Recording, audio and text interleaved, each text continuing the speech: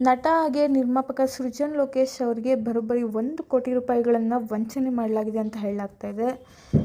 ಇದೇ ವಿಷಯಕ್ಕೆ ಸಂಬಂಧಪಟ್ಟಂತೆ ಪೊಲೀಸ್ ಸ್ಟೇಷನ್ನಲ್ಲಿ ದೂರು ಕೂಡ ದಾಖಲಾಗಿದೆ. ಹಾಗೆ ಫೇಮಸ್ ಧಾರಾವಾಹಿಯ ನಿರ್ಮಾಪಕರ ವಿರುದ್ಧ FIR ಕೂಡ ದಾಖಲಾಗಿದೆ. ಹಾಗಾದರೆ ಫೇಮಸ್ ಧಾರಾವಾಹಿ ಲಕ್ಷ್ಮೀ ನಿವಾಸ ಧಾರಾವಾಹಿ ಸ್ಟಾಪ್ ಆಗುತ್ತಾ? ನಿರ್ಮಾಣ ಸಂಸ್ಥೆ ವಂಚನೆ ಮಾಡಿದ್ಯಾಕೆ? 1 ಕೋಟಿ ರೂಪಾಯಿ ಹಣವನ್ನು ಸೃಜನ್ ಲೋಕೇಶ್ ಅವರು ಯಾಕೆ ಕೊಟ್ಟರು? ಇದನ್ನೆಲ್ಲ ನೋಡೋಣ. ಲಕ್ಷ್ಮೀ ನಿವಾಸ ಧಾರಾವಾಹಿ ನಿಮಗೆಲ್ಲ ಗೊತ್ತಿರ್ಬೋದು, ಜೀ ಕನ್ನಡ ವಾಹಿನಿಯಲ್ಲಿ ಪ್ರಸಾರವಾಗ್ತಿದೆ.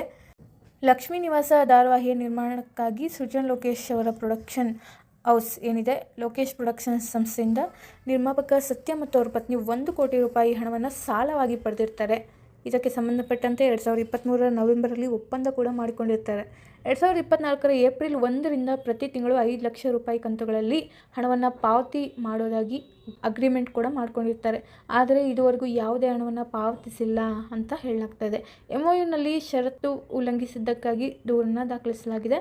ಸೃಜನ್ ಲೋಕೇಶ್ ಅವರ ಲೋಕೇಶ್ ಸಂಸ್ಥೆಯ GPA ಹೋಲ್ಡರ್ ಅಗ್ನಿಯು ಸಾಗರ್ ಎಂಬುವರು ಬೆಂಗಳೂರಿನ CK ಅಚ್ಚುಕಟ್ಟು ಪೊಲೀಸ್ ಸ್ಟೇಷನ್ನಲ್ಲಿ ದೂರನ್ನು ದಾಖಲಿಸಿದ್ದಾರೆ. ದೂರಿನ ಮೇರೆಗೆ ನಿರ್ಮಾಪಕ ಸತ್ಯ ಮತ್ತು ಅವರ ಪತ್ನಿ ನಿರ್ಮಲಾ ವಿರುದ್ಧ FIR ದಾಖಲಾಗಿದ್ದು, ಸಾಯಿ ನಿರ್ಮಲಾ ಪ್ರೊಡಕ್ಷನ್ಸ್ ಕಂಪನಿಯ ಎಲ್ಲ ಹಣಕಾಸಿನ ವ್ಯವಹಾರಗಳು ತನಿಖೆಗೆ ಒಳಪಡಿಸಲಾಗುತ್ತೆ ಅಂತ ಹೇಳಲಾಗ್ತಾಯಿದೆ. ಏನೇ ಆದರೂ ನಟ ಸೃಜನ್ ಲೋಕೇಶ್ ಅವರಿಗೆ ಈ ರೀತಿ 1 ಕೋಟಿ ರೂಪಾಯಿ, ಅದು ಕಡಿಮೆ ಅಮೌಂಟ್ ಏನೂ ಅಲ್ಲ, 1 ಕೋಟಿ ರೂಪಾಯಿನ ವಂಚನೆ ಮಾಡಲಾಗಿತ್ತು. ಏನೇ ಆದರೂ ಲಕ್ಷ್ಮೀ ನಿವಾಸ ಧಾರಾವಾಹಿಯ ನಿರ್ಮಾಪಕ ಸೃಜನ್ ಲೋಕೇಶ್ ಅವರಿಂದ ಹಣವನ್ನು ಪಡೆದು ವಂಚನೆ ಮಾಡಿರ್ತಕ್ಕಂಥದ್ದು ದುರದೃಷ್ಟಕರ.